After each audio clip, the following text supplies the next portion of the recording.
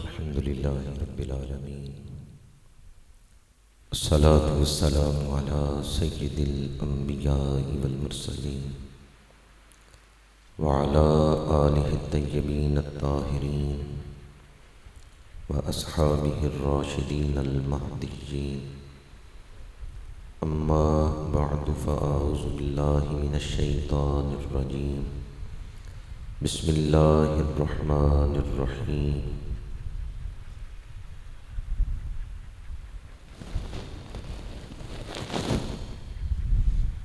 بسم الله الرحمن الرحيم. يا أيها الذين آمنوا اتقوا الله وآمنوا برسوله يؤتكم كفلين من رحمته ويجعل لكم نورا تمشون به ويغفر لكم والله غفور رحيم. صدق الله مولانا العظيم. إن الله وملائكته يصلون على النبي يا أيها الذين آمنوا صلوا عليه وسلموا تسليما. الصلاة والسلام عليك يا رسول الله وعلى آلك وأصحابك يا حبيب الله. الصلاة والسلام عليك يا خطيب الأنبياء والمرسلين وعلى آلك وأصحابك يا رحمة للعالمين. قابل صد احترام علماء کرام، برادران اسلام، حاضرین و سامعین، اللہ تعالیٰ کا شکر ہے جس نے انتہائی بابرکت روح پرور محفل پاک میں حاضری کی توفیق عطا فرمائی ہے. ماہ رمضان المبارک کا تیسرا عشرہ شروع ہو چکا ہے اور آج پہلی طاق رات ہے. میں آپ تمام احباب کو اعتکاف بیٹھنے پر مبارکباد پیش کرتا ہوں. اللہ تعالیٰ آپ لوگوں کا اعتکاف کرنا اپنی بارگاہ میں قبول فرمائے. القاسم ٹرسٹ کے اراکین کو، منتظمین کو اور معاونین کو، بالخصوص عاشق رسالت مآب جناب محترم حاجی امانت علی صاحب اور دیگر تمام رفقا، معاونین، انتظامیہ، مبارکباد پیش کرتا ہوں اور دعا گو ہوں کہ اللہ تعالیٰ ان کے کاوشوں کو اپنی بارگاہ میں درجہ قبولیت عطا فرمائے. مرشد کریم نے ان کی جو ڈیوٹی لگائی، یہ اپنی تمام ترجیحات کو چھوڑ کر اپنے مرشد کریم کی وہ ڈیوٹی دے رہے ہیں. اللہ تعالیٰ مشائخ قادریہ ڈھوڈا شریف کے درجات کو بلندیاں عطا فرمائے. بغداد شریف تو ہم نہیں جا سکے لیکن ڈھوڈا شریف تو حاضری دے لی ہے. یہاں آپ کو اعتکاف کے دوران جو کھانا پیش کیا جائے گا، جو چائے پیش کی جائے گی، ممکن ہے اس کا سامان گجرات سے آئے یا جلال پور جٹا سے آئے، لیکن آپ کے دلوں کو جو فیض ملے گا وہ بغداد شریف سے آ رہا ہے. آپ کے جسم کی خوراک وہ تو یہیں کسی شہر سے انتظامیہ والے منگوائیں گے، لیکن آپ کے دلوں کو جو خوراک یہاں ملے گی وہ بغداد شریف کا فیض جو مشائخ ڈھوڈا شریف کے مزارات سے نصیب ہوگا. دعا گو ہوں بار دیگر کہ اللہ تعالیٰ آپ سب لوگوں کا اعتکاف کرنا اپنی بارگاہ میں قبول فرمائے. ہمارے لوگوں کے ساتھ جو تعلقات ہوتے ہیں اس میں 2-3 قسمیں ہیں.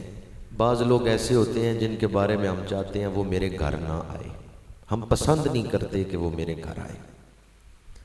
دوسری قسم جو آ جائیں تو ہم کہتے ہیں ٹھیک ہے ملنے آیا ہے، دوست ہے، لیکن ہم یہ نہیں چاہتے کہ وہ رات ہمارے گھر رہے. ہم یہ نہیں چاہتے وہ زیادہ دیر ہمارے پاس رہے، آئے بیٹھے ملے چلا جائے. اس کا زیادہ دیر اٹھانا یا گھر رکھنا ہم پسند نہیں کرتے۔ تیسری قسم کے لوگ وہ ہیں جن سے ہمیں بڑا پیار ہوتا ہے، وہ گہرا دوست آ جائے نا اور کچھ دیر ملنے کے بعد کہ بھی میں جانے لگا ہوں، کہتے ہیں بیٹھ جاؤ، تمہیں نہیں جانے دوں گا، تم نے آج رہنا ہے میرے گھر، آج رات رہ کے جاؤ۔ وہ کہتے ہیں نہیں میں نے جانا ہے، اب کہتے ہیں نہیں میں نے جانے ہی نہیں دینا، پھر آپ اس کو رکھ لیتے ہیں۔ بزرگ فرماتے ہیں اللہ تعالیٰ کے ساتھ بھی بندوں کی یہ تینوں قسمیں ہیں بلا تشبیہ و بلا تمثیل۔ کچھ وہ ہیں جنہیں اللہ اپنے گھر آنے ہی نہیں دیتا، ان کے قدم ہی نہیں اٹھتے مسجد کی طرف۔ دوسری قسم کے وہ ہیں جو آئے نماز پڑھی لیکن تیزی میں ہوتے ہیں، جلدی جائیں جلدی جائیں۔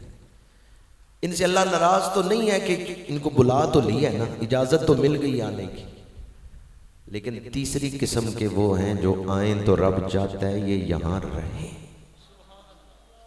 آپ وہ لوگ ہیں جنہیں محبوب نے کہا تمہیں جانے نہیں دوں گا، تمہیں گھر رکھنا ہے۔ کوئی بڑا بلا تشبیہ بلا تمثیل ہمارا کوئی بڑا گہرا یار ہو، ہم کہتے ہیں نہیں ایک رات نہیں، تمہیں تو میں نے 2 راتیں رکھنا ہے، تمہیں تو 3 دن اپنے گھر رکھنا ہے۔ آپ وہ خوش نصیب ہیں جنہیں رب کائنات نے پورے عشرے کے لیے اپنے گھر بلا لیا ہے۔ اگر آپ اللہ تعالیٰ کو پسند نہ ہوتے تو کبھی وہ اپنے گھر اعتکاف بیٹھنے کی نیت ہی نہ آپ کے دل میں آنے دیتا۔ روزے تو کروڑوں مسلمانوں نے رکھے پر اعتکاف کروڑوں نہیں بیٹھے، لاکھوں ہی بیٹھے۔ ان خوش نصیبوں میں آپ شامل ہیں۔ کیا خیال ہے جتنے لوگ میرے سامنے بیٹھے ہوئے ہیں، اتنے لوگ اکٹھے ہو کر کسی دنیا دار بخیل کے گھر چلے جائیں اور اس سے کچھ مانگیں تو وہ خالی لوٹا دے گا؟ یہ جتنا بڑا اجتماع میرے سامنے ہے، اگر اتنے لوگ اکٹھے ہو کے کسی دنیا دار بخیل کے گھر جا کے اس سے کچھ مانگیں تو وہ خالی نہیں لوٹائے گا، کچھ نہ کچھ دے کے ہی بھیجے گا۔ اور اگر اتنے لوگ اکٹھے ہو کے رحمان کے گھر آ جائیں، کیا خیال ہے آپ یہاں سے خالی واپس جائیں گے؟ نہیں، جب یہاں سے لوٹیں گے تو اپنے دامن رحمتوں سے بھر کے جائیں گے، جب یہاں سے لوٹیں گے تو اپنی جھولیاں بخشش کے پھولوں سے بھر کے جائیں گے۔ آپ بڑے خوش نصیب ہیں۔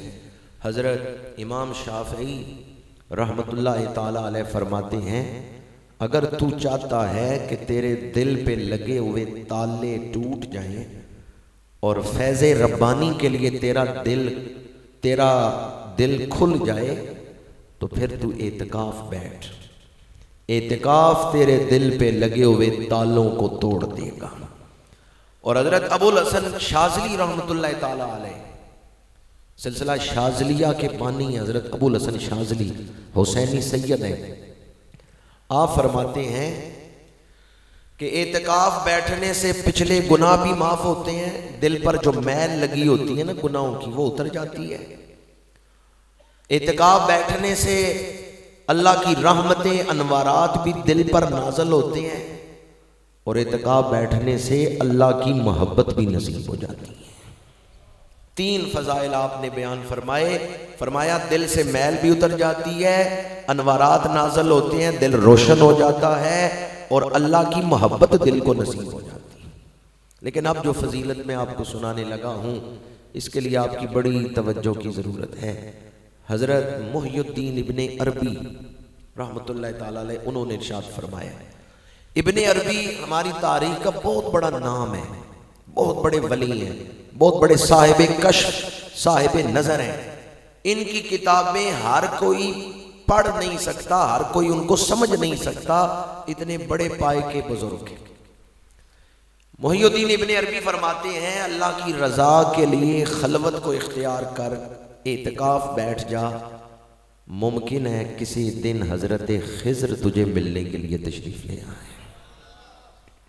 کون آئے؟ حضرت، مجھے ایک دوست کہنے لگے بھی حضرت خضر ملنے کے لیے آ جائیں، یہ کیسے کہہ دیے حضرت محی الدین ابن عربی نے؟ حضرت خضر اتنی اونچی شان، معتکف کو ملنے کے لیے آ جائے؟ میں نے کہا محی الدین ابن عربی رحمۃ اللہ تعالیٰ علیہ سے بڑی بات کرتے تب بھی درست ہے، تم حضرت خضر کے ملنے پر حیران ہو، کتنے خوش نصیب ایسے ہیں جنہیں اعتکاف کے دوران خود رسول اللہ کی زیارت نصیب ہو جاتی۔ آپ نے سبحان اللہ کہا، پتہ ہے اس کا ثواب کتنا ہے؟ یہ میں اس لیے عرض کر رہا ہوں کہ رمضان شریف میں سبحان اللہ کہنا اور ہے، رمضان کے علاوہ کہنا اور ہے، دونوں میں فرق ہے۔ المستطرف میں ہے ان تسبیحۃ واحدۃ فی شہر رمضان افضل من الف تسبیحۃ فی غیرہ۔ رمضان شریف میں اگر کوئی ایک دفعہ کہے سبحان اللہ، اللہ اسے 1000 دفعہ کہنے کا ثواب عطا فرما دیتا ہے۔ ایک دفعہ سبحان اللہ کہنے پر 1000 دفعہ سبحان اللہ کہنے کا ثواب، یہ ماہ رمضان کا اعزاز ہے، یہ ماہ رمضان کی شان ہے۔ تو حضرت محی الدین ابن عربی رحمۃ اللہ تعالیٰ علیہ فرماتے ہیں اعتکاف بیٹھ ممکن ہے حضرت خضر کی زیارت ہو جائے۔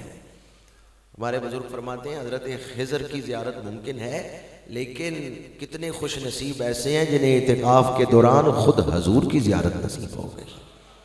25 رمضان المبارک کی رات تھی، مسجد نبوی میں ایک بزرگ سوئے ہوئے ہیں، کچھ عبادت کر رہے ہیں، کچھ سوئے ہوئے ہیں۔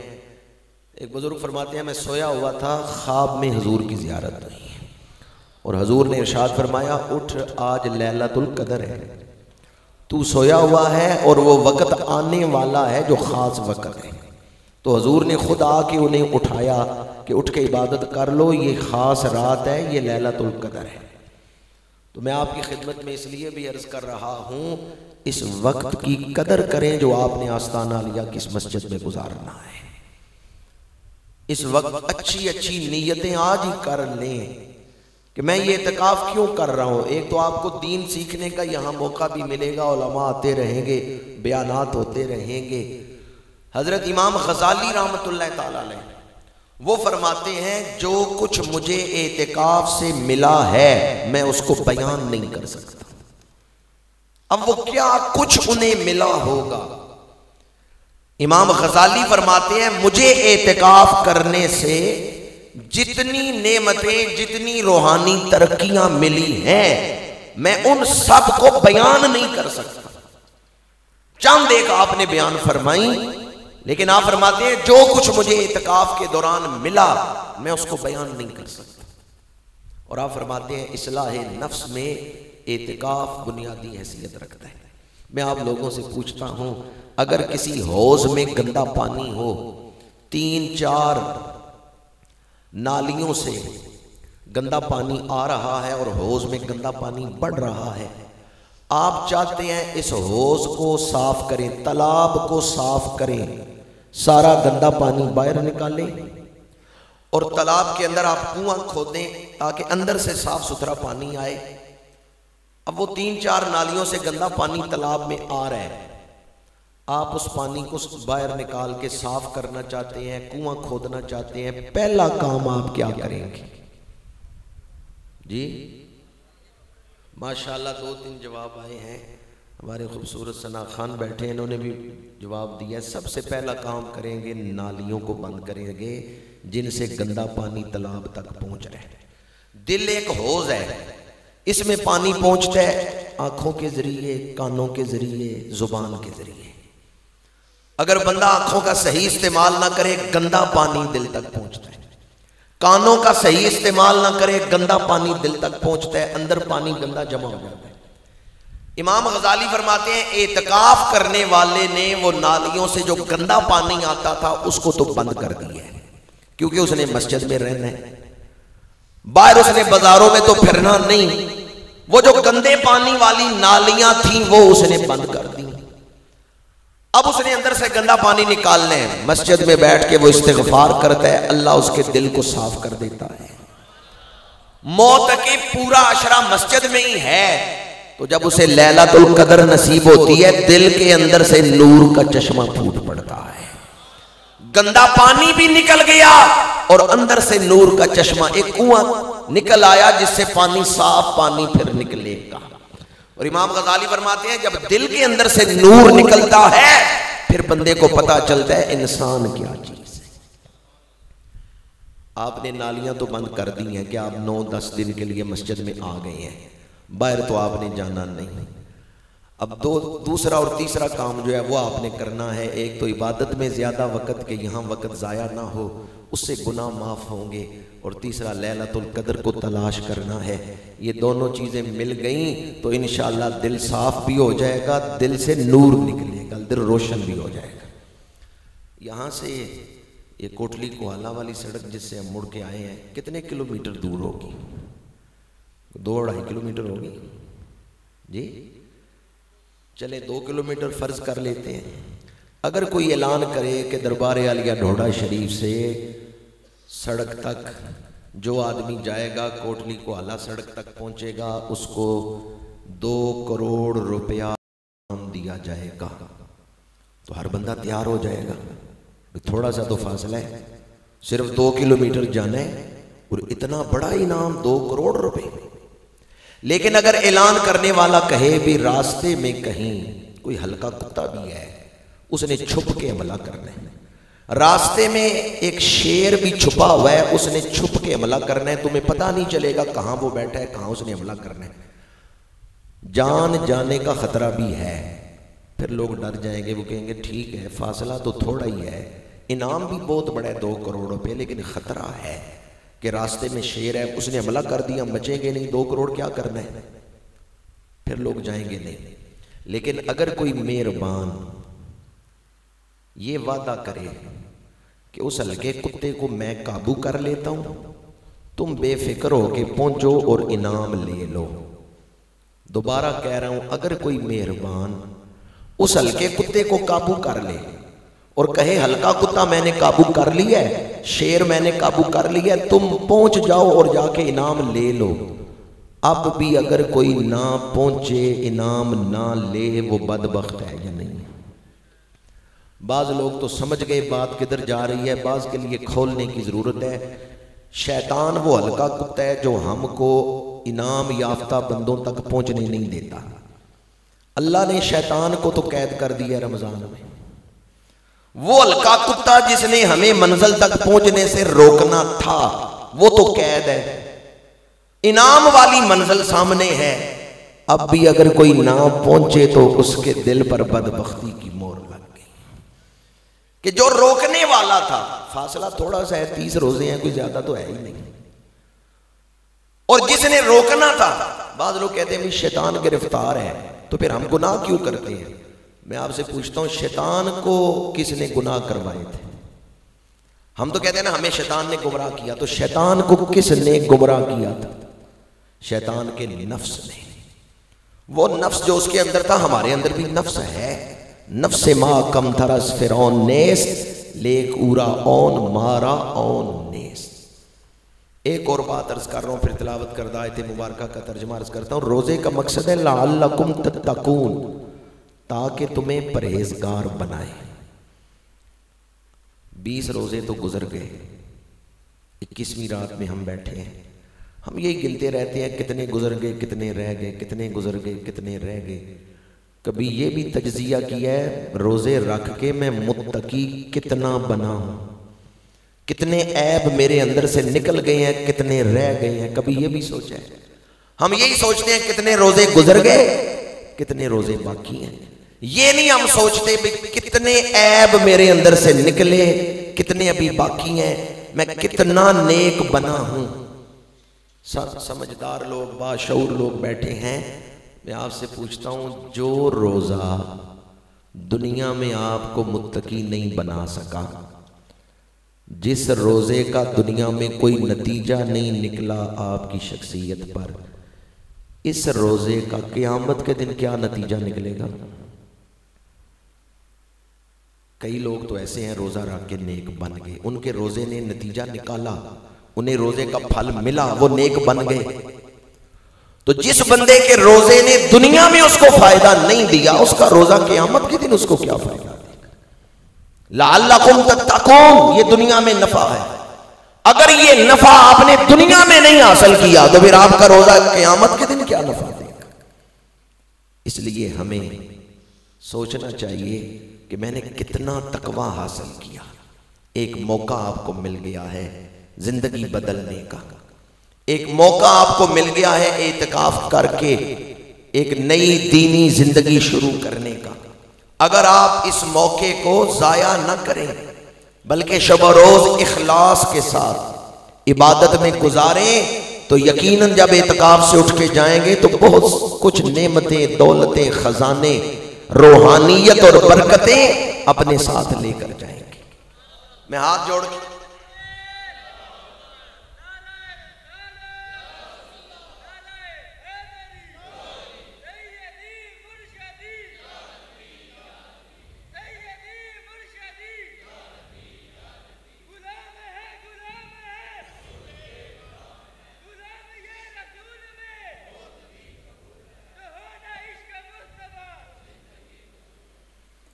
المستدرک میں حدیث پاک ہے، میرے آقا کریم نے ارشاد فرمایا اگر اللہ تعالیٰ آسمان اور زمین کو بولنے کی طاقت دے اور وہ زبان بولیں جو انسان سمجھ سکتا ہے تو زمین کا ہر ذرہ روزے دار کو مبارک دے، اے روزے دار خوش ہو جا، اللہ نے تجھے بخش دیا ہے۔ مستدرک حاکم میں حدیث پاک ہے، مسند امام احمد میں یہ حدیث پاک ہے۔ ایک صحابی حضرت ابو امامہ رضی اللہ تعالیٰ عنہ حضور کی بارگاہ میں حاضر ہوئے، یا رسول اللہ صلی اللہ علیہ وسلم کل ایک لشکر جا رہا ہے کفر سے لڑنے کے لیے، میں بھی اس میں شامل ہوں، یا رسول اللہ دعا فرمائیں کہ میں شہید ہو جاؤں۔ کیا دعا کروا رہے ہیں حضور؟ دعا فرمائیں میں شہید ہو جاؤں۔ اللہ کے رسول نے دعا کے لیے ہاتھ اٹھائے پر حضور نے شہادت کی دعا نہیں مانگی۔ حضور نے دعا فرمائی یا اللہ اس لشکر کو فتح دے اور ابو امامہ کو غازی بنا کے واپس لوٹا۔ یہ غازی بن کے واپس آئے۔ چند دنوں بعد پھر ایک لشکر جا رہا تھا، ابو امامہ حاضر ہوئے، یا رسول اللہ دعا فرمائے میں شہید ہو جاؤں۔ حضور نے دعا فرمائی یا اللہ ابو امامہ کو غازی بنا، یہ شہید نہ ہو۔ تیسری دفعہ انہوں نے پھر دعا کروائی، حضور نے پھر یہی دعا کی یا اللہ ابو امامہ کو غازی بنا، یہ شہید نہ ہو۔ تین دفعہ انہوں نے عرض کیا، تینوں دفعہ حضور نے یہی دعا فرمائی یا اللہ ابو امامہ شہید نہ ہو، یہ غازی بن کے واپس آئے۔ حضرت ابو امامہ عرض کرتے ہیں یا رسول اللہ صلی اللہ علیہ وسلم آپ نے میرے لیے شہادت کی دعا نہیں فرمائی۔ حضور میں اس لیے دعا کروا رہا تھا کہ جو شہید ہوتا ہے وہ قطعی جنتی ہو جاتا ہے، اس کے بارے میں تو یقین ہے یہ جنتی ہے، تو میں ایسا عمل کرنا چاہتا تھا کہ میں جنتی بن جاؤں۔ حضور آپ نے میرے لیے شہادت کی دعا نہیں فرمائی، اب آپ مجھے کوئی ایسا عمل بتائیں کہ جو عمل میں کروں تو قطعی جنتی بن جاؤں۔ حضور نے فرمایا ابو امامہ جا کے روزے رکھ اللہ کی رضا کے لیے، اللہ تجھے قطعی جنتی بنا دے گا۔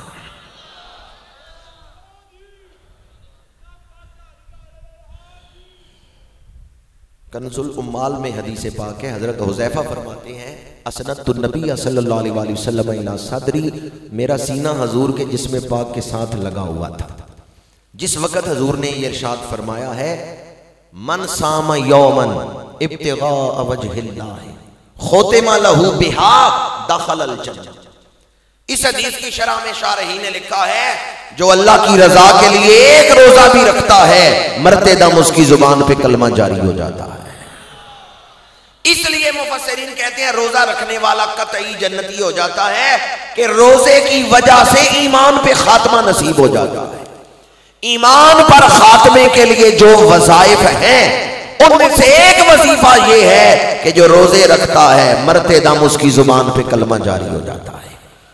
یہاں جو آپ پیاس برداشت کریں گے، یہاں جو راتوں کو شب بیداری کریں گے، اس کا فائدہ آخری وقت ہوگا۔ پریا اسی دا جانیے جس دا پانی پرن سہیلیاں تے رنگا رنگ کڑے، پریا اسی دا جانیے جس دا توڑ چڑھے۔ اس اعتکاف کا فائدہ اس وقت ہوگا جب جان اٹکی ہوگی، روح نکلنے لگے گی، اسرائیل لینے آئیں گے، اس وقت اس عبادت کا فائدہ ہوگا، ان روزوں کا فائدہ، ان تراویحوں کا فائدہ، ان شب بیداریوں کا فائدہ آخری وقت ہوگا جب روح نکلنے لگے گی تو زبان پہ کلمہ اسلام جاری ہو جائے گا. میں سو جاؤں یا مصطفیٰ کہتے کہتے، کھلے آنکھ صلی اللہ کہتے کہتے. میں نے خطبہ کے دوران سورہ مبارکہ الحدید کی ایک آیت مبارکہ پڑھی ہے جس میں 3 چیزیں ملنے کا ذکر ہے. میرے آقا کریم نے ماہ رمضان المبارک کے 3 عشرے بیان کیے ہیں. پہلا عشرہ رحمت، دوسرا عشرہ مغفرت، تیسرا عشرہ دوزخ سے آزادی. پہلا عشرہ کیا ہے؟ رحمت، دوسرا عشرہ مغفرت، اور تیسرا عشرہ دوزخ سے نجات. جو آیت میں نے پڑھی ہے اس میں ان تینوں چیزوں کا ذکر ہے.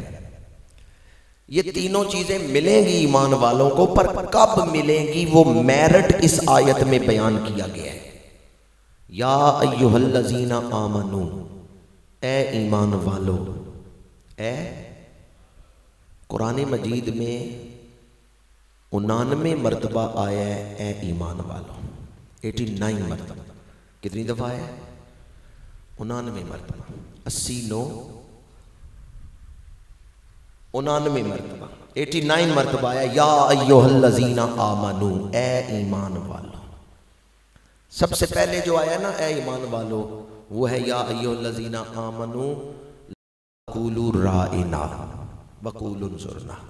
اور سب سے آخر میں جو آیا ہے وہ ہے یا ایھا الذین آمنو توبوا الی اللہ توبۃ نصوحا. سب سے پہلے جو یا ایھا الذین آمنو آیا ہے اس میں نبی کا ادب سکھایا ہے، اور جو آخری مرتبہ خطاب کیا ہے اس میں پکی سچی توبہ کا حکم دیا ہے. باقی سارے احکامات درمیان میں ہیں. پہلے نبی کا ادب، آخر میں اللہ سے تعلق، درمیان میں ساری شریعت ہے. یا ایھا الذین آمنو، اے ایمان والو، اتقوا اللہ، اللہ سے ڈرو. اللہ سے نماز پڑھنا عبادت ہے، روزے رکھنا عبادت ہے، قرآن کی تلاوت کرنا عبادت ہے، اللہ سے ڈرنا بھی عبادت ہے. یہ عبادت بھی کبھی کیا آپ نے؟ ڈرنے والی عبادت. نماز عبادت ہے، روزے عبادت ہے، حج عبادت ہے، زکوٰۃ دینا عبادت ہے، نفل پڑھنا عبادت ہے. اسی طرح اللہ سے ڈرنا بھی عبادت ہے. حضرت وہب بن منبہ فرماتے ہیں ما عبد اللہ بمثل الخوف، ما عبد اللہ بمثل الخوف. یہ جو خوف خدا ہے یہ بے مثل عبادت ہے، یہ بڑی شان والی بات. ہم لوگوں سے ڈرتے ہیں، اللہ سے نہیں ڈرتے. ہم صبح مسواک کرتے ہیں، دانت صاف کرتے ہیں، وہ بھی لوگوں کے ڈر سے. میں نے دانت نہ صاف کیے، دفتر چلا گیا تو لوگ کیا کہیں گے؟ منہ سے بدبو آ رہی. ہم صبح منہ دھوتے ہیں تو لوگوں سے ڈرتے ہوئے کہ منہ دھوئے بغیر میں چلا گیا تو لوگ کیا کہیں گے؟ گندا منہ لے کے آ گئے. کتنے کام ایسے ہیں جو ہم لوگوں سے ڈرتے ہوئے کرتے ہیں، اللہ سے ڈرتے ہوئے نہیں کرتے. اللہ سے ڈرنا بھی عبادت ہے. آج جس دور میں ہم زندگی گزار رہے ہیں اس میں بہت ساری چیزوں کو، عبادتوں کو رسم بنا دیا گیا ہے. بعض لوگ روزے بھی رکھتے ہیں، تراویحیں بھی پڑھتے ہیں، لیکن انہیں یہ عبادت نصیب ہی نہیں خوف خدا والی. انہوں نے روزے کو رسم بنا لیا. ذرا دل کے کانوں سے سنیں جو حدیث پاک آپ کو سنانے لگا ہوں. میرے آقا کریم نے فرمایا من لم یغفر فی شہر رمضان لن یغفر فی غیرہ او کما قال علیہ الصلوۃ والسلام. حضور نے ارشاد فرمایا جو شخص رمضان میں نہیں بخشا گیا، رمضان کے بعد پھر اس کی بخشش نہیں ہوگی. جو رمضان میں نہیں بخشا گیا پھر اس کی بخشش نہیں ہوگی. جو درخت بہار میں بھی ہرا نہ ہو، مالی کہتا ہے اس کی جڑیں مردہ ہو گئی ہیں، یہ زمین سے نمکیات اخذ کرنے کے قابل ہی نہیں رہ گئے. اس درخت کو اکھیڑ کے باغ سے باہر پھینک دیتا ہے. جو درخت بہار میں بھی ہرا نہ ہو اس کی جڑیں مردہ ہو گئیں، اور جو مومن رمضان میں بھی نیک نہ ہو. حضور نے فرمایا جو رمضان میں نہیں بخشا گیا پھر اس کی بخشش نہیں ہوگی. ہمیں نہیں پتا کہ ہماری بخشش ہوئی ہے یا نہیں، لیکن کیا ہم نے اللہ سے بخشش مانگی ہے؟ کیا ہم نے رو رو کے عرض کی ہے؟ کوئی ایک رات پچھلی راتوں میں ایسی گزری ہے کہ میرا دل ڈر گیا ہو کہ اگر میری بخشش نہ ہوئی تو میں کیا کروں گا؟ حضرت امام غزالی فرماتے ہیں عقل مند وہ ہے جو اپنی موت کو یاد رکھتا ہے۔ ہمیں بخشش کی ضرورت ہے، ہم سمجھتے ہیں کپڑوں کی ضرورت ہے، گھر کی ضرورت ہے، گاڑیوں کی ضرورت ہے، دنیا کی دولت کی ضرورت ہے، بے شک ان چیزوں کی ضرورت ہے، پر موت سے پہلے 70-80 سال تک جب موت آ گئی، بندہ قبر میں پہنچ گیا، اب کس چیز کی ضرورت ہے؟ اب بخشش کی ضرورت ہے۔ یہ دنیا کی چیزیں جو ہم مانگتے ہیں ان کی ضرورت 70-80 سال ہے، اور بخشش کی ضرورت ہمیشہ ہمیشہ کے لیے۔ ابن جدعان مر گیا، صحابہ اکرام نے پوچھا یا رسول اللہ کیا وہ بخشا گیا ہے؟ حضور نے فرمایا نہیں۔ یا رسول اللہ سبب کیا ہے؟ فرمایا اس نے ساری زندگی ایک دفعہ بھی اللہ سے بخشش مانگی نہیں، اس نے اللہ سے بخشش کا سوال ہی نہیں کیا۔ امام غزالی فرماتے ہیں عقل مند وہ ہے جو اپنی موت کے بعد آنے والے معاملات کو یاد رکھتے ہیں۔ حضرت یزید رقاشی رحمت اللہ تعالی علیہ اپنے آپ کو مخاطب کر کے فرماتے ہیں ابکی علی نفسک قبل حین البکاء، رو لے اس سے پہلے کہ رونا پڑے۔ جو دوست ساؤنڈ چلا رہے ہیں ان سے کہو ایکو بند کر دیں اور سادی آواز بنا دیں، بالکل سادی آواز کر دیں، ایکو بند کر دیں۔ حضرت رقاشی رحمت اللہ تعالی علیہ وہ فرماتے ہیں ابکی علی نفسک قبل حین البکاء، رو لے اس سے پہلے کہ تجھے رونا پڑے۔ رو نی اڑیے رو، دل دا دامن میلا ہویا ہنجواں دے نل تو، رو نی اڑیے رو۔ اور پھر وہ فرماتے ہیں میں یصلی لک بعدک ویدعو لک بعدک، آج وہ اولاد جو تیری موجودگی میں، تو دنیا میں موجود ہے ان کے سامنے، جو تیرا حکم نہیں مانتے، کیا وہ تیرے بعد رو رو کے تیرے لیے دعائیں کریں گے؟ رقاشی فرماتے ہیں آج رو کے اپنی بخشش کروا لے، ابکی علی نفسک قبل حین البکاء، اس سے پہلے کہ رونا پڑے۔ یعنی اگر آج رو لوگے پھر قبر میں نہیں رونا پڑے گا، پھر وہاں خوش ہو جاؤ گے۔ آج کا رونا قبر میں بخشش کا باعث بن جائے گا۔ اس شلوار قمیض کو دھونا ہو نا تو کتنے پانی کی ضرورت ہے؟ صرف ایک سوٹ، میلا سوٹ دھونا ہو تو کم از کم 2 بالٹیاں تو پانی کی چاہیے۔ ایک سوٹ دھونے کے لیے تو 2 بالٹیاں پانی چاہیے، پر 80 سال کے گناہ بخشوانے کے لیے صرف 1 قطرہ آنسوؤں کا چاہیے، صرف 1 قطرہ آنسوؤں کا۔ وہ کتنا مہربان ہے، وہ کتنا رحمان ہے، کتنا مہربان ہے۔ 1 قطرہ آنسوؤں کا آ جائے اللہ پچھلے سارے گناہوں کو معاف فرما دیتا ہے۔ محمد بن منقدر رو رہے تھے، گھر والے پریشان، شاگرد پریشان کہ یہ کیا معاملہ ہے، اس قدر رو رہے ہیں، برداشت نہیں ہوتا ان کا دیکھنا، اس قدر آہوزاری تضرع کر رہے ہیں کہ ان کو دیکھا نہیں جاتا۔ شاگرد گئے، اس دور کے ایک بہت بڑے ولی تھے ابو حازم رحمت اللہ تعالی علیہ، ان کے پاس، ان کو بلایا کہ آپ تسلی دیں، ان کو چپ کرائیں۔ ابو حازم آئے، انہوں نے کہا ابن منقدر کیوں رو رہے ہو؟ ابن منقدر نے کہا ایک آیت میں نے پڑھی ہے، اس آیت نے مجھے رلا دیا ہے۔ ابو حازم فرماتے ہیں مجھے بھی سناؤ کون سی آیت ہے؟ ابن منقدر نے وہ آیت سنائی، ابو حازم بھی رونے لگے۔ پہلے ایک بزرگ رو رہے تھے، اب دونوں رونے لگے۔ شاگرد حیران ہیں، ان کو بلایا تھا چپ کرانے کے لیے، یہ بھی رو رہے ہیں۔ شاگردوں نے حیران ہو کے پوچھا حضرت کون سی آیت آپ نے سن لی کہ آپ بھی رو رہے ہیں؟ اعتکاف بیٹھنے والوں ذرا دل تھام کے سننا، قرآن مجید نے سمجھانے میں کوئی کسر نہیں چھوڑی۔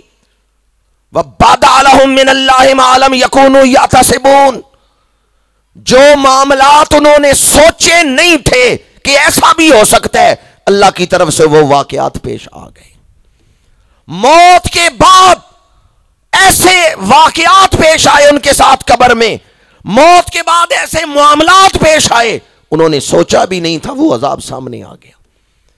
جناب ابن منقدر کہتے ہیں ہم تو سمجھتے ہیں بخشے ہوئے ہیں، ہمارے تو ذہن میں بھی نہیں کبھی آیا کہ ہماری سوچ کے برعکس بھی معاملہ ہو سکتا ہے. میں ڈر گیا ہوں کہ اگر میری سوچ کے برعکس معاملہ ہوا تو پھر میں کیا کروں گا. ہم لوگ تو بیٹھے ہوئے نا کہ ہم بخشے بخشائے ہیں, نہ ہمارا حساب ہوگا, نہ ہم سے پوچھا جائے گا زندگی کیسے گزاری, نہ ہم سے پوچھا جائے گا کہ تم نے حقوق العباد ادا کیے یا نہ کیے. ہم تو یہ سوچ کے بیٹھے ہوئے ہیں کہ جیسے بخشے بخشائے.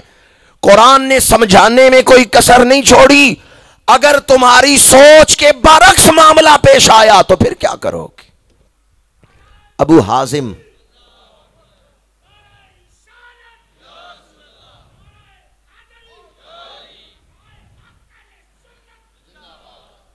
ماشاءاللہ حاجی صاحب نے حسب معمول جذبے سے نعرہ لگایا ہے, اور ان کا نعرہ مجھے ہمیشہ ایک بات یاد کروا دیتا ہے. آج بھی اس نعرے نے وہ بات یاد کروا دی. انہوں نے بڑھاپے میں بھی بڑے جذبے سے نعرہ لگایا ہے, اور میرے سامنے نوجوان بیٹھے ہیں, انہوں نے جواب جوانوں کی طرح نہیں دیا.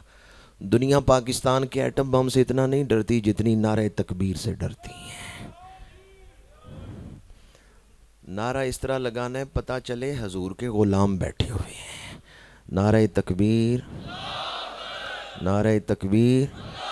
ویسے جب اللہ اکبر کہتے ہیں کہ سکون کی لہر نہیں اٹھتی دل میں. یہ قرآن مجید کا حکم ہے, یا ایھا المدثر قم فانذر وثیابک فطہر وربک فکبر وربک فکبر. اپنے رب کو ماننا ہی کافی نہیں, رب کی کبریائی کا اعلان بھی کرنا ہے. وَرَبَّكَ فَكَبِّرْ, قرآن نے حکم دیا ہے اعلان کرو کہ سب سے بڑی طاقت ہے تو ہمارے رب کی طاقت ہے. اب کوئی نوجوان اس طرح نعرہ لگائے پتہ چلے شہدائے بدر کے غلام بیٹھے ہوئے ہیں.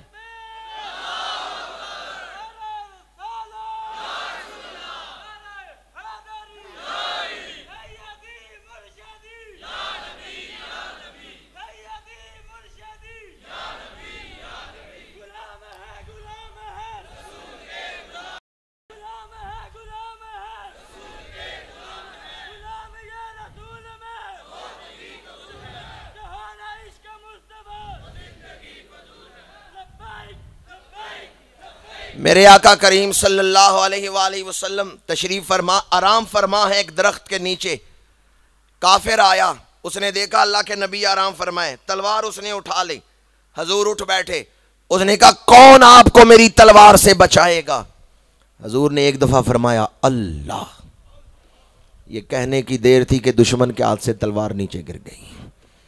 حضور نے تلوار اٹھائی, فرمایا اب بتا تجھے کون بچائے گا. اس نے ہاتھ جوڑ کے کہا, اس نے کہا مجھے پتہ ہے آپ بڑے کریم ہیں, آپ رحمت للعالمین ہیں, آپ مجھے معاف کر دیں گے. حضور نے اسے معاف فرما دیا. جب دشمن نے تلوار ہاتھ میں اٹھا کے پوچھا آپ کو کون بچائے گا میری اس تلوار کے ضرب سے, ہمارے آقا کریم نے جواب کیا دیا تھا جی؟ کیا حضور نے جواب دیا تھا؟ اللہ کے گھر میں بیٹھے ہیں, اللہ کا نام محبت کے ساتھ لیں, کیا جواب دے گا؟ حدیث قدسی ہے, میرے آقا کریم نے ارشاد فرمایا, اللہ کریم نے فرمایا محبوب آپ کا غلام جتنا بھی بڑا گناہگار ہو, اگر اس کے دل میں میری عظمت ہے, وہ مجھے عظیم مانتا ہے, تو مجھے قسم ہے اپنی عظمت و کبریائی کی, میں اس کے اوپر عذاب نہیں نازل کروں گا, میں اسے دوزخ میں نہیں بھیجوں گا جس کے دل میں میری عظمت و کبریائی ہے. تو جو اللہ کو عظیم مانتا ہے اس دل پہ دوزخ کی آگ نہیں اثر کرتی.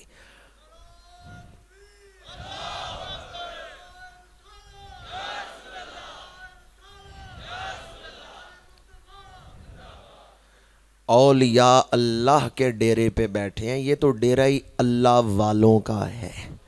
یہ اللہ اللہ کرنا سکھاتے ہیں, یہ اللہ کے ساتھ نسبت بندگی کو مضبوط کرتے ہیں. یہاں تو سکھایا ہی اللہ اللہ کرنا جاتا ہے. یا ایھا الذین آمنوا اتقوا اللہ, اے ایمان والو تقوی اختیار کرو, اے ایمان والو اللہ سے ڈرو. انسان کا سب سے بڑا دشمن غفلت. حضرت پیر بلے شاہ قصوری فرماتے ہیں, اے دنیا تلکن ویڑ آئے, تھم تھم کے ٹرو اندھیرا ہے. کسی قوم پر پتھروں کی بارش ہوئی, یہ بہت بڑا عذاب ہے. کسی قوم پر تیز آندھی کے صورت میں عذاب آیا، یہ بہت بڑا عذاب ہے۔ حضرت نوح علیہ السلام کی قوم پر سیلاب کا عذاب آیا پانی کی شکل میں، بہت بڑا عذاب ہے۔ لیکن مفسرین کہتے ہیں سب سے بڑا عذاب یہ ہے کہ دل سخت ہو جائے۔ پتھروں کی بارش سے بڑا عذاب یہ ہے کہ کسی کا دل سخت ہو جائے۔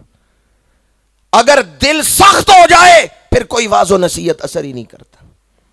سب سے بڑا عذاب جو باقی تمام عذاب کا باعث بنتا ہے وہ دل کی سختی ہے، اور اللہ کا ذکر کرنے سے دل کی سختی ختم ہو جاتی ہے۔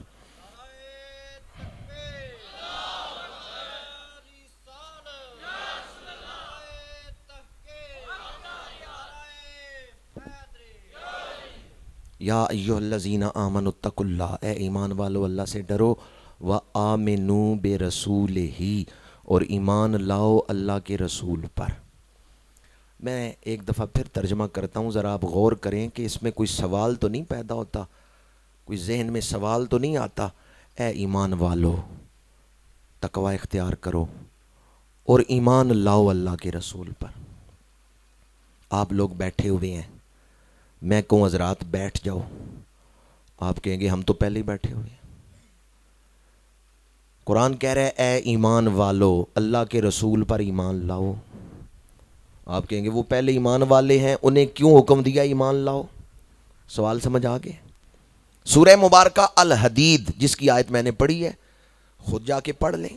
یا ایھا الذین آمنوا اتقوا اللہ، اے ایمان والو تقوی اختیار کرو، وآمنوا برسولہ، ایمان لاؤ اللہ کے رسول پر۔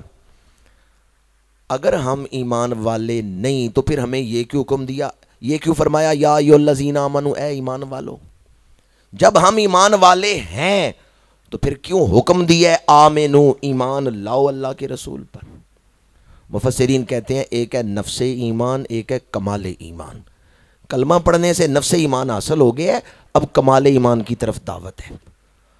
بعض مفسرین نے کہا ٹھیک ہے تم نے کلمہ پڑھ لیا ہے اور کلمے میں تم نے پڑھ لیا محمد الرسول اللہ صلی اللہ علیہ وآلہ وسلم، حضور کو رسول مان لیا ہے، لیکن اب رسول ماننے کے بعد، صرف کلمہ پڑھنے کے بعد، اب اس رسول کی شانیں بھی مانو، اس رسول کی عظمتیں بھی مانو۔ اگر کوئی کہتا ہے میں حضور کو رسول مانتا ہوں پر یہ نہیں مانتا کہ ان کو کوئی اختیار بھی دیا گیا ہے، کوئی معجزات بھی ہیں، تو اس نے حضور کو مانا ہے؟ وہ کہ میں رسول تو مانتا ہوں پر محض بشر ہیں، میری طرح بشر ہیں، بشریت کا انکار نہیں، ہم بھی حضور کو بشر مانتے ہیں، لیکن بشر کیسے ہیں؟ بے مثل و بے مثال بشر ہیں۔ ہم بشریت کا انکار نہیں کرتے لیکن حضور کی بشریت بے مثال۔ اگر کوئی میں رسول مانتا ہوں پر شانیں فضیلتیں نہیں مانتا، اختیار نہیں مانتا، اس نے حضور کو کیا مانا ہے؟ ایک بزرگ فرماتے ہیں میرے پاس ایک آدمی آیا، اس نے کہا بھی حضور کھانا کھاتے تھے؟ میں نے کہا کھاتے تھے۔ اس نے کہا پانی پیتے تھے؟ میں نے کہا پیتے تھے۔ اس نے کہا سوتے تھے؟ میں نے کہا ہاں آرام فرماتے تھے۔ اس نے کہا پھر ہمارے جیسے بشر ہیں، ہم بھی کھاتے پیتے ہیں سوتے ہیں۔ ان بزرگوں نے فرمایا بیٹے تیرے والد کا نام کیا ہے؟ ابا جی کا نام کیا ہے؟ اس نے کہا جی میرے والد کا نام ہے طفیل۔ بزرگوں نے دوبارہ پوچھا ابا جی کا نام کیا ہے؟ اس نے کہا طفیل۔ بزرگوں نے کہا جب میں نے پوچھا ہے تیرے والد کا نام کیا ہے تو تجھے چاہیے تھا جواب دیتا، چونکہ تو نے کہا ہم حضور جیسے ہی بشر ہیں، تو تجھے چاہیے تھا جواب دیتا میرے والد کا نام ہے حضرت طفیل صلی اللہ علیہ وسلم، کیونکہ حضور کے ساتھ تو ہم حضرت بھی کہتے ہیں، صلی اللہ علیہ وآلہ وسلم بھی کہتے ہیں۔ تو نے خالی اپنے والد کا نام ہی لیا ہے، درود کیوں نہیں پڑھا؟ اس نے کہا جی میرا والد نبی نہیں، میرا والد امتی ہے، اس لیے میں نے صرف طفیل کہا، درود نہیں پڑھا۔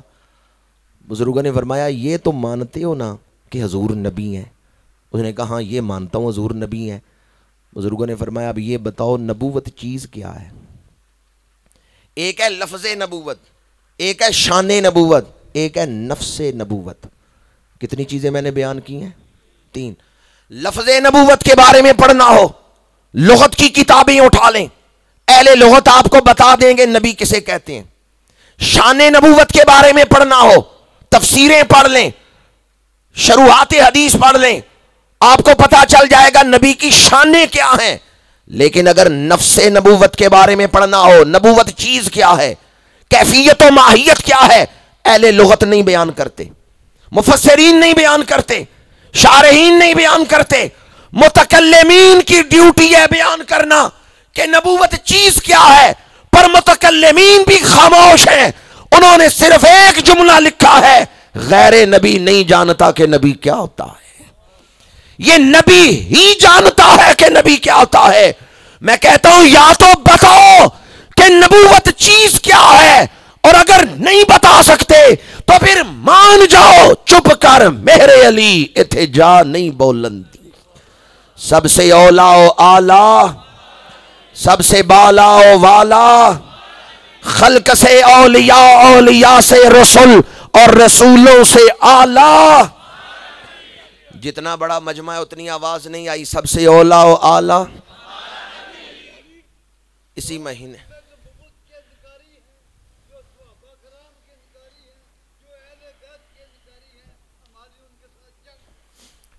مہینے میں ٹیلی ویژن پہ بیٹھ کے کسی نے کہا بھئی قرآن مجید میں ہے وَلَا تَقُولُوا لِمَن يُقْتَلُ فِي سَبِيلِ اللَّهِ أَمْوَاتٌ بَلْ أَحْيَاءٌ وَلَٰكِن لَا تَشْعُرُونَ، اور اس سے اس نے ثابت کیا ہے کہ شہید بھی مر چکے ہیں اور نبی بھی زندہ نہیں۔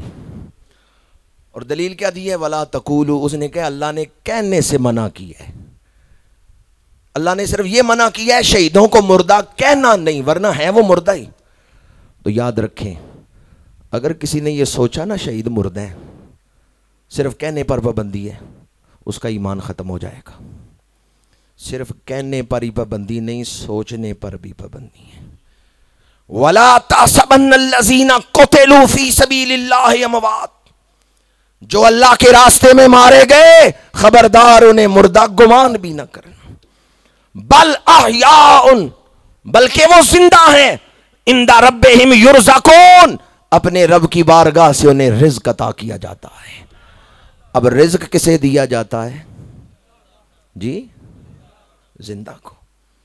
پچھلے دنوں بڑی ایک طوفان اٹھایا ہوا ان لوگوں نے جو ختم نبوت کے موضوع پر نہیں بولے، جو حضور کی شانوں کے موضوع پر نہیں بولے، اس موضوع پر وہ اپنے ایک مولوی کی حفاظت کے لیے دن رات بولتے رہے، اور معاذ اللہ دلیلیں کیا دیتے رہے؟ حضور زندہ نہیں، حضور زندہ نہیں۔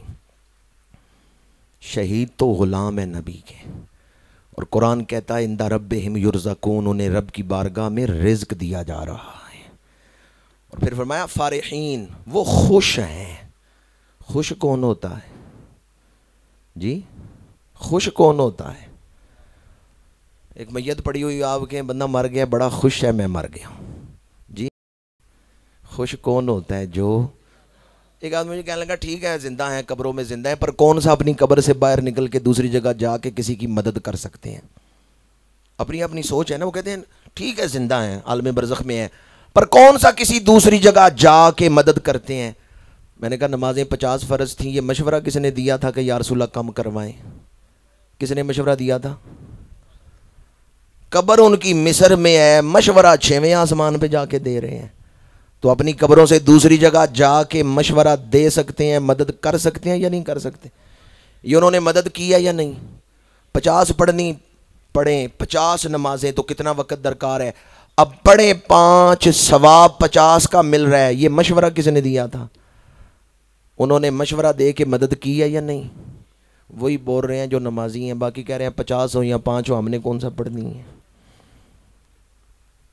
میں صرف آپ کے عقیدے کی اصلاح کے لیے عرض کر رہا ہوں، کوئی فائدہ نہیں روزے رکھنے کا اگر عقیدہ ٹھیک نہ ہو۔ جب تک عقیدہ ٹھیک نہیں ہوگا، اس آیت نے فرمایا ہے کہ رحمت ملے گی، نور ملے گا، بخشش ملے گی، پر پہلے عقیدہ ٹھیک ہونا چاہیے۔ یا ایھا الذین آمنوا اتقوا اللہ وآمنوا برسولہ یؤتکم کفلین من رحمتہ، رحمت ملنے کا ذکر بعد میں ہے، عقیدے کی درستگی کا ذکر پہلے۔ تو زندہ ہے واللہ، تو زندہ ہے واللہ میری چشم عالم سے۔ قرآن مجید میں ہے وَلَلْآخِرَةُ خَيْرٌ لَكَ مِنَ الْأُولَىٰ، یہ سورہ والضحیٰ کی آیت ہے۔ اللہ کریم نے فرمایا محبوب ہر آنے والا لمحہ پہلے لمحے سے بہتر ہے۔ تو وصال کے بعد پھر جو حضور کی زندگی ہے وہ پہلی زندگی سے، ہر آنے والا لمحہ پہلے لمحے سے۔ انبیاء کو بھی اجل آنی ہے مگر اتنی کہ فقط آنی ہے، پھر وہی مثل سابق حیات جسمانی ہے۔ انبیاء شہیدوں سے افضل زندگی رکھتے ہیں. آج کے بعد اگر کوئی آپ سے کہ بھی اپنی قبروں سے دوسری جگہ جا کے مدد نہیں کر سکتے، آپ کے حضرت موسیٰ نے جو مشورہ دیا ہے وہ کہاں دیا ہے؟ وہ دیا ہے 6ویں آسمان پر. قبر ہے مصر میں، قبر مصر میں ہو، مشورہ 6ویں آسمان پہ جا کر دیں. اس کا مطلب یہ ہے انبیاء اپنی قبروں سے دوسری جگہ جا کے مدد کر سکتے ہیں. حضرت ابو ایوب انصاری حضور کے مزار پاک پہ حاضر ہیں اور سینہ لگایا ہے، چہرہ رکھے حضور کے روضہ پاک پہ رو رہے ہیں. یہ میزبان رسول بھی ہیں حضرت ابو ایوب انصاری. المستدرک میں یہ حدیث پاک ہے، امام حاکم نے لکھا ہے اس کی اسناد صحیح ہے. مروان بن حکم آیا، اس نے کاندھے سے ہلایا اور ہلا کے اس نے کہا اتدری ماذا تصنع، کیا تو جانتا ہے کر کیا رہا ہے؟ جناب ابو ایوب انصاری اٹھے، مڑ کے دیکھا، فرمایا جئتو رسول اللہ ولم آتے حجرا، میں اللہ کے رسول کے پاس آیا ہوں، میں کوئی پتھر کے پاس نہیں آیا. یہ ہے صحابہ کا عقیدہ. انہوں نے یہ نہیں فرمایا جئتو قبر رسول اللہ، فرمایا جئتو رسول اللہ ہے، میں اللہ کے رسول کے پاس آیا ہوں، میں کوئی پتھر کے پاس نہیں آیا. صحابہ کا عقیدہ کیا ہے؟ تو زندہ ہے واللہ. عشاء کی نماز آپ نے پڑھی، تراویحاں آپ نے پڑھی، درود شریف بھی پڑھتے رہے. جب قعدے میں بیٹھے قعدہ کیا ہے تو درود شریف اللہم صلی علی محمد، اے اللہ حضور پہ رحمت نازل فرما. میں سوال کرتا ہوں اگر حضور زندہ نہیں تو آپ نماز میں درود کس پر پڑھتے ہیں؟ درود کا پڑھا جانا ہر نماز میں یہ اس بات کی دلیل ہے حضور آج بھی تو زندہ ہے واللہ، تو زندہ ہے واللہ. میری چشم عالم سے حضور نظر بھی آتے ہیں پر کوئی آنکھ ہو دیکھنے والی. ابو جال کو تو اس وقت بھی نظر نہیں آئے جب سامنے تھے، دیکھنے کے لیے چشم صدیق اکبر کی ضرورت ہے. یہ اعتکاف کے دوران آپ کی آنکھوں کو ہی صاف کیا جائے گا کہ آنکھیں صاف ہو جائیں محبوب کے دیدار کے لیے. جو کوئی میل آنکھوں میں ہے وہ نکل جائے تاکہ محبوب کے دیدار کے لائق ہو جائیں. ام المومنین حضرت سیدہ خدیجہ الکبریٰ رضی اللہ تعالیٰ عنہ، یہ بات اس لیے بھی عرض کر رہا ہوں چونکہ میری مائیں بہنیں بیٹیاں بھی اعتکاف کر رہی ہیں اور ایک بڑی تعداد ان کی ہر سال آستانہ عالیہ پہ جو بڑا با پردہ اہتمام ہوتا ہے بچیوں کے لیے، خواتین کے لیے، اس میں وہ بھی اعتکاف بیٹھتی ہیں. اور ویسے آپ لوگوں کے لیے بھی کہ عقیدے کی اصلاح ہو جائے اور گھر جا کے بہنوں بیٹیوں تک بھی میرا یہ پیغام پہنچا دیں. جب حضرت ام المومنین سیدہ خدیجہ الکبریٰ رضی اللہ تعالیٰ عنہ کے وصال کا وقت قریب آیا تو انہوں نے اپنی بیٹی مخدومہ کائنات سیدہ نساء العالمین حضرت سیدہ خاتون جنت رضی اللہ تعالیٰ عنہا سے فرمایا کہ جب میرا وصال ہو جائے تو میری یہ خواہش حضور کی خدمت میں عرض کرنا. سمجھیں آپ خود نہیں اپنی خواہش بیان کر رہی، کس قدر ادب ہے حضور کا. دنیا میں یہ دیکھا گیا ہے کہ بعض لوگ کسی قوم میں بڑے شان والے ہوتے ہیں پر لوگ جتنے ان کے قریب ہوتے جاتے ہیں نا دل سے عقیدت گھٹتی جاتی ہے، محبت گھٹتی جاتی ہے. پر یہ اصول اوروں پہ ہے کہ ان کے قریب ہوں تو محبت گھٹ جاتی ہے، دور سے بڑے سونے لگتے ہیں. حضور کی شان یہ ہے جو جتنا قریب ہوتا ہے وہ اتنی زیادہ محبت کرتا ہے. سب سے زیادہ تو بیویاں ہی قریب ہوتی ہیں. ام المومنین حضرت خدیجہ الکبریٰ رضی اللہ تعالیٰ عنہ وصال سے پہلے حضرت سیدہ خاتون جنت سے کہتی ہیں جب میرا وصال ہو جائے تو میری یہ خواہش میرے وصال کے بعد حضور کی خدمت میں تم عرض کرنا. خود کیوں نہیں عرض کر رہی؟ کمال درجے کا ادب. اب خواہش کیا ہے؟ عرض کرنا یا رسول اللہ صلی اللہ علیہ وسلم جب آپ پر پہلی وحی نازل ہوئی تو جو چادر آپ کے بدن پہ تھی کفن کے لیے مجھے وہ چادر عطا فرمانے، اس چادر میں لپیٹ کے مجھے دفنائیں. پتہ چلا ہماری روحانی ماں امہات المومنین کون ہے؟ ہماری روحانی مائیں ہیں. ہماری روحانی ماں ام المومنین انہوں نے ہمیں یہ پیغام دیا ہے، یہ عقیدہ سمجھایا ہے کہ جو چیز حضور کے بدن پاک سے لگ گئی ہے وہ بھی شان والی ہے۔ جو چادر حضور کے بدن پہ آئی اسے لینا ام المومنین اپنے لیے اللہ کے قرب کا باعث سمجھ رہی ہے۔ تو جو چیز حضور کے بدن پاک سے لگ گئی وہ شان والی ہے، تو خود حضور کے بدن پاک کی شان کیا ہوگی؟ سب سے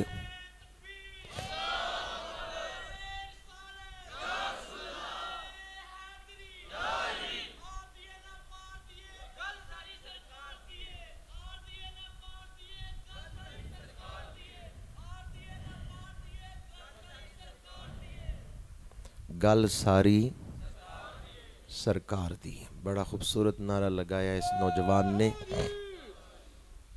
اسی مہینے میں ام المومنین حضرت سیدہ عائشہ صدیقہ رضی اللہ تعالی عنہا، ان کا بھی وصال پاک ہوا ہے۔ ایک عرصہ ایسا بھی آیا مال غنیمت مدینہ منورہ میں آ رہا ہے، صحابہ کے گھروں میں خوشحالی آ گئی ہے، تو ہماری روحانی مائیں اکٹھی ہو کے حضور کی بارگاہ میں حاضر ہوئیں، یا رسول اللہ ہمارے خرچ میں بھی اضافہ کیا جائے، جو کہ مال غنیمت آیا اور صحابہ کے گھروں میں خوشحالی آ گئی ہے، ہمارے گھروں میں وہی فقر ہے جو حضور کو پسند ہے، فقر اختیاری، یا رسول اللہ ہمارے خرچ میں اضافہ کر دیا جائے۔ اس موقع پر یہ آیات نازل ہوئیں جن کا پیغام یہ تھا، یا تم دنیا کی دولت لے لو یا اللہ کے رسول کا قرب لے لو، دو میں سے ایک چیز کو اختیار کر لو۔ حضور نے بلایا حضرت سیدہ عائشہ صدیقہ رضی اللہ تعالیٰ عنہ کو، سب سے پہلے فرمایا عائشہ میں وہ آیات سنانے لگا ہوں، آیت تخییر، جس میں اختیار دیا گیا ہے، جلدی فیصلہ نہ کرنا، اپنے والدین سے مشورہ کر لینا پھر فیصلہ کرنا۔ حضور نے آیات سنائی، اب حضرت ام المومنین نے ایک لمحہ نہیں دیر کی، ایک لمحہ نہیں دیر کی، دوسرے ہی لمحے جواب دے دیا۔ عرض کیا یا رسول اللہ صلی اللہ علیہ وسلم آوا فی حاذا استعمر ابویا انی ارید اللہ ورسولہ والدار الاخرہ، یا رسول اللہ کیا آپ کے قرب کے لیے میں ماں باپ سے مشورہ کروں گی، میں دکھ برداشت کر سکتی ہوں، آپ کا قرب نہیں چھوڑ سکتی، میں فقر و فاقے کو پسند کرتی ہوں لیکن رہوں گی آپ کے قریب ہی۔ یہ وہ ہماری روحانی مائیں ہیں جنہوں نے حضور کے قرب کو دنیا کی ہر چیز پر ترجیح دی ہے، بس حضور کا قرب ملے، گل ساری حضور مل گئے، سب کچھ مل گیا۔ اور ہماری ان روحانی ماؤں کا مقام کیا تھا، مرتبہ کیا ہے؟ یا نساء نبی لستن کاحد من النساء، اور ان کا اخلاق کیا ہے؟ شرم و حیا۔ آج آخری بات عرض کر رہا ہوں، چونکہ ابھی چند اور دروس میں بھی حاضری ہوگی، پھر آیت کے اگلے حصہ بھی اور مزید تشریحات بھی آپ کے سامنے عرض کروں گا۔ ہماری ان ماؤں نے ہمیں زندگی گزارنے کا کیا طریقہ سکھایا ہے۔ عورت کی سب سے بڑی دولت شرم و حیا ہے، عورت کا سب سے بڑا خزانہ شرم و حیا ہے۔ ام المومنین حضرت سیدہ عائشہ صدیقہ رضی اللہ تعالیٰ آتی ہیں، جب ہم حج پہ گئیں، احرام باندھے ہوئے ہیں، اونٹنیوں پہ سوار ہے، اگر کسی صحابی کی سواری عورتوں کی سواریوں کے قریب آتی تو ہم اپنے چہرے چادر سے ڈھانپ لیتے تھے، ہم اپنے چہروں کے آگے چادر کر لیتے تھے۔ یہ حدیث پاک ہے۔ کون اپنے چہرے چھپا رہی ہیں؟ جو مومنوں کی ماں ہیں، اور وہ صحابی جن کی سواری قریب آئی ہے وہ مومن ہیں، وہ بیٹے ہیں۔ اب روحانی رشتہ کیا ہے؟ یہ ماں ہیں، وہ بیٹے ہیں، لیکن یہ ان سے پردہ کر رہی ہیں۔ وہ صحابی ہیں جن پر اللہ راضی ہو چکا ہے، بڑے سے بڑا ولی غوث قطب ابدال ان کے قدموں کی خاک تک نہیں پہنچ سکتا، لیکن پھر بھی جو شرعی آداب ہیں انہیں ماننا ضروری ہے۔ کوئی داماد اپنی ساس کا ہاتھ نہ چومے کہ یہ میری ماں ہے اور میں اس لیے اس کا ہاتھ چوم رہا ہوں۔ ٹھیک ہے، رشتے میں وہ ماں ہے، لیکن جو شرعی احکام ہیں ان کی پابندی ضروری ہے۔ آپ اللہ کو معبود مانتے ہیں کہ اللہ عبادت کے لائق ہے، کیا اس کو حاکم بھی مانتے ہیں کہ وہ حکم کرے اور ہم حکم مانیں گے؟ ہم اللہ کو معبود مانتے ہیں، حاکم نہیں مانتے۔ معبود مانتے ہیں، اپنا مالک نہیں مانتے۔ اللہ ہمارا خالق بھی ہے، اللہ ہمارا مالک بھی ہے، اللہ ہمارا حاکم بھی ہے۔ اگر ہم اللہ کو اپنا حاکم مان لیں پھر زندگی کا نقشہ ہی بدل جائے۔ ہم صرف اسے عبادت کے لائق سمجھیں، بھائی سجدہ تیرے لیے ہے، تو عبادت کے لائق ہے، سجدہ کریں گے، حکم نہیں مانیں گے۔ جب حکم ماننے کی باری آتی ہے پھر ہم اپنی مرضی کرتے ہیں۔ علماء بیٹھے ہیں، ان سے پوچھیں، قرآن مجید نے یہ سارے مضامین بیان کیے ہیں۔ اللہ خالق بھی ہے، اللہ مالک بھی ہے، اللہ معبود بھی ہے، اور اللہ حاکم بھی ہے۔ آج اس دور کا جو بہت بڑا فتنہ ہے وہ بے حیائی، بالخصوص انٹرنیٹ جب سے آیا اس نے بے حیائی کا ایک طوفان کھڑا کر دیا۔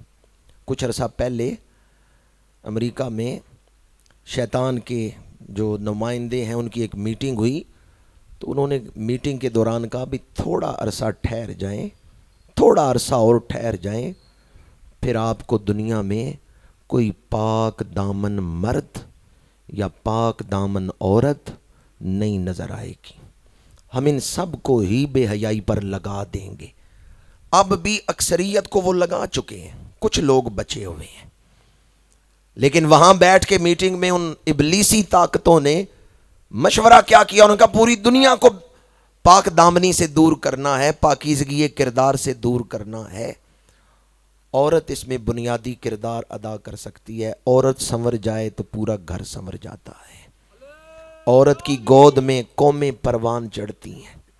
علامہ اقبال نے کہا سیرت فرزند ہا از امہات، اور حضور حیدر کرار شیر خدا کرم اللہ وجہ الکریم، آپ کا فرمان ہے وہ عورت جو گھر میں ہے، چار دیواری کے اندر ہے، لوگوں کو نہیں پتا کہ وہ عورت اچھی ہے یا بری ہے، نیک ہے یا بد ہے۔ اگر یہ دیکھنا ہو کہ وہ عورت کس کردار کی مالک ہے تو گلی میں چلتے ہوئے اس کے بیٹے کو دیکھ لو، بازار میں چلتے ہوئے اس کے بیٹے کو دیکھ لو، اگر بیٹا نیک ہے تو سمجھنا ماں نیک ہے، کہ اس ماں نے اس اولاد کی تربیت اچھی کی ہے۔ حضور حیدر کرار فرماتے ہیں ماں کی پہچان اولاد سے ہو جاتی۔ جب آپ نے حضرت ام البنین سے نکاح فرمایا تھا اس موقع پر آپ نے یہ ارشاد فرمایا تھا ماں بہادر ہوگی تو بیٹا بھی بہادر ہوگا، کیونکہ حضرت ام المومنین کا تعلق اس قبیلے سے تھا جو بڑا بہادر قبیلہ تھا، اور ان کے دادا کا نام تلواروں پہ لکھا جاتا تھا کہ بڑے بہادر ہیں وہ، جناب ام المومنین، جناب ام البنین جو کہ زوجہ ہیں حضور حیدر کرار کی، ان کے دادا کا نام بڑا مشہور تھا بہادری میں۔ تو اس موقع پر حضور حیدر کرار نے فرمایا ماں بہادر ہوگی تو بیٹا بھی بہادر ہوگا۔ اسی بات کو علامہ اقبال نے لکھا ہے سیرت فرزند ہا از امہات، ماں کی گود میں قومیں پروان چڑھتی ہیں، ماں نیک ہوگی اولاد بھی نیک ہوگی، ماں عبادت گزار ہوگی اولاد بھی عبادت گزار ہوگی۔ حضرت خواجہ قطب الدین بختیار کاکی رحمۃ اللہ تعالیٰ علیہ، ماں گئی استاد کے پاس بٹھا کے آئی انہیں قرآن پڑھائیں، استاد نے کہا پڑھو بسم اللہ الرحمن الرحیم، آپ نے بسم اللہ پڑھا، پھر الحمدللہ، پھر الف لام میم، پھر دوسرا پارہ، پھر تیسرا پارہ، استاد نے 15ویں پارے تک استاد نے کہا ٹھہر جاؤ، تم مجھے پڑھانے آئے ہو یا پڑھنے آئے ہو؟ تمہاری ماں نے تو کہا پڑھاؤ اور آپ نے تو سب کچھ پڑھے ہوئے ہیں۔ انہوں نے کہا استاد جی میری ماں مجھے گود میں لے کر روزانہ صبح یہ 15 پارے پڑھتی تھی، یہ 15 پارے میں نے ماں کی گود میں یاد کیے ہوئے ہیں۔ تو ماں کی گود پہلا سکول ہے۔ میں عرض کروں گا اپنی ماؤں سے، اپنی بہنوں سے، آپ نے اس قوم کو حضور کے عاشق دینے ہیں۔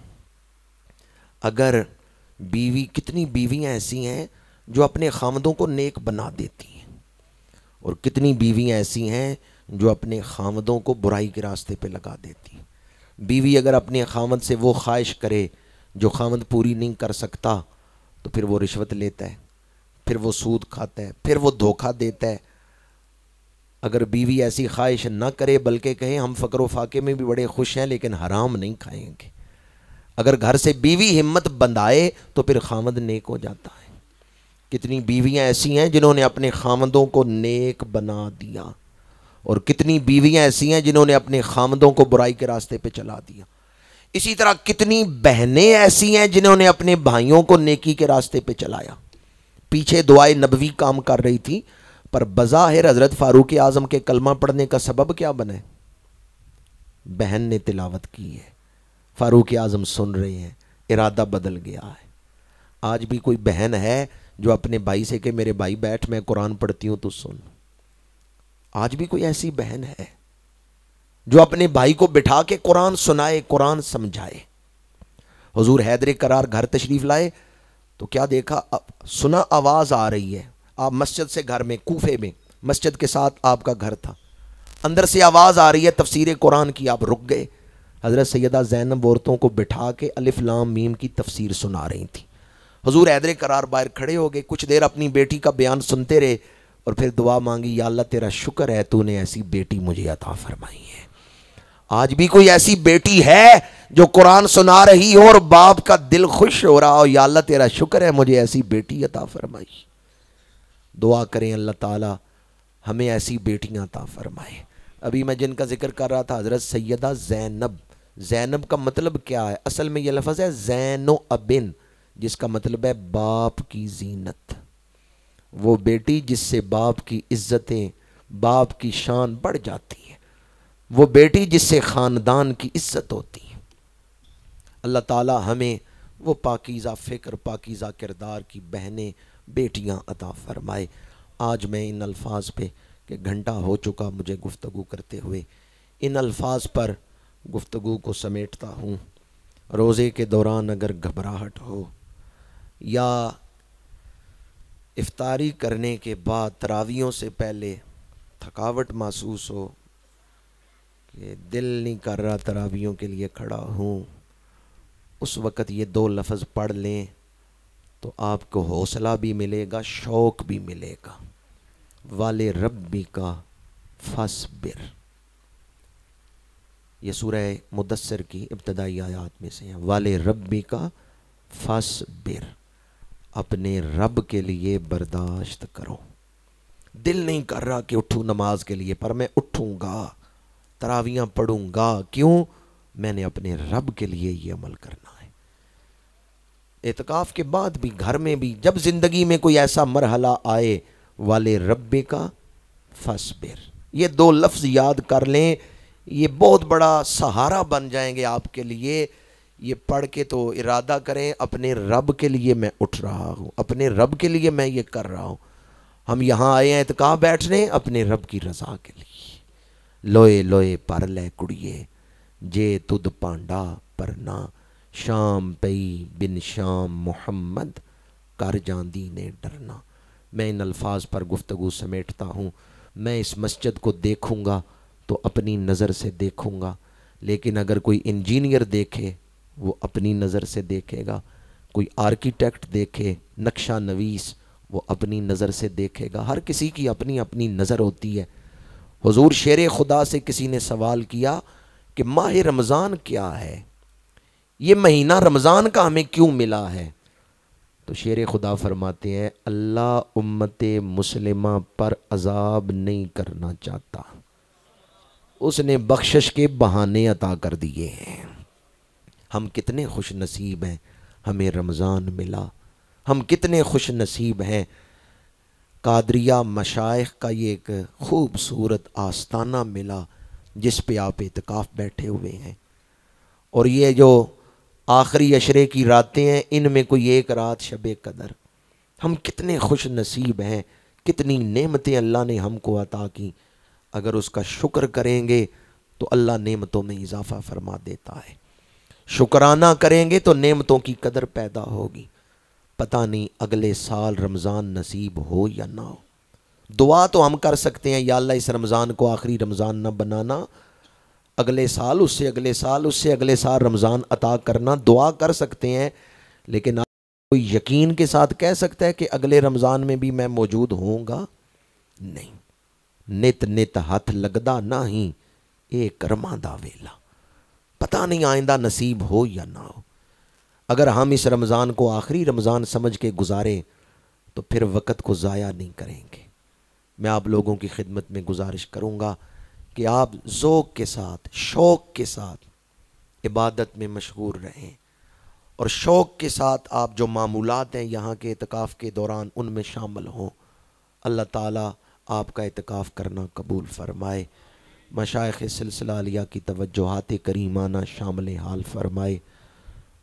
انہی الفاظ پہ گفتگو سمیٹتا ہوں، وما علینا الا البلاغ المبین۔ سبسکرائب کیجئے ہمارا چینل اور دبائیں اس بیل آئیکن کو تاکہ آپ کو ریگولر نوٹیفیکیشن اپڈیٹس مل سکیں۔